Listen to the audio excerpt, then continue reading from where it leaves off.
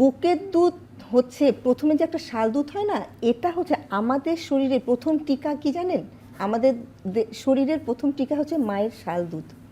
তো মায়ের শাল দুধ যেটাকে বদ দুধ বলে গ্রাম অঞ্চলে অনেকটা চিপে ফেলে দেয়, বলে যে বদ দুধ। অ্যাকচুয়ালি দেখতে অনেক একটা হলুদ একদম আঠালো একটা জিনিস, কিন্তু কেন এরকম? কারণ ওখানে শুধু অ্যান্টিবডি আর অ্যান্টিবডি, ওইটাই বাচ্চার প্রথম টিকা।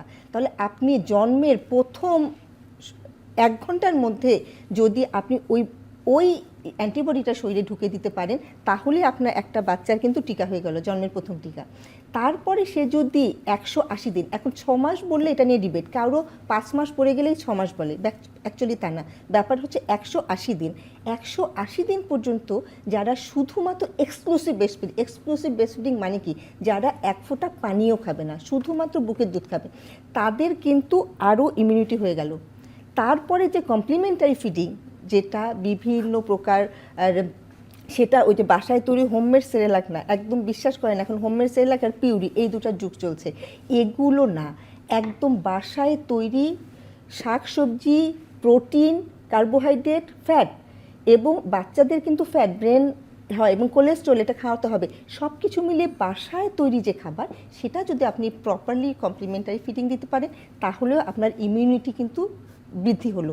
তারপরে তো 6 উইক থেকে আপনাদের যে ইপিআই আমাদের টিকা শুরু হচ্ছে, সেই টিকাটা যদি নেয় তাহলে কিন্তু আর কোনো প্রবলেমই থাকছে না, ঠিক আছে? কিন্তু আমাদের যেটা সমস্যা হচ্ছে, যেহেতু হামের টিকা শুরু হয় 9 মাসে, আমাদের ইপিআই শিডিউল শুরু হয় 6 উইক, 1 মাস পরে একটা, তারপরে 1 মাস পরে একটা।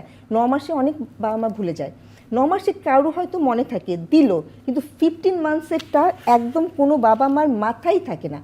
তাহলে এই ব্যাপারটা সরকারের একটু মাথায় আনতে হবে যে যেই বাচ্চারা ইপিআইয়ের ভিতরে অন্তর্ভুক্ত হয়েছে তাদের ফোন নম্বর লেখা থাকবে, ওই 15 মাসের আগে বা 9 মাসের আগে তাদের ওখানে একটা মেসেজ যদি চলে যায় যে আপনার বাচ্চার হামের টিকার শিডিউল এই তারিখে, ইউ আর অ্যাসাইন ফর দেওয়ার জন্য, তাহলে কিন্তু সবার আমার মনে হয় কিছু কিছু এই ব্যাপারগুলো যদি আমরা ঠিকঠাক করি, তাহলে সব সমস্যার সমাধান সম্ভব।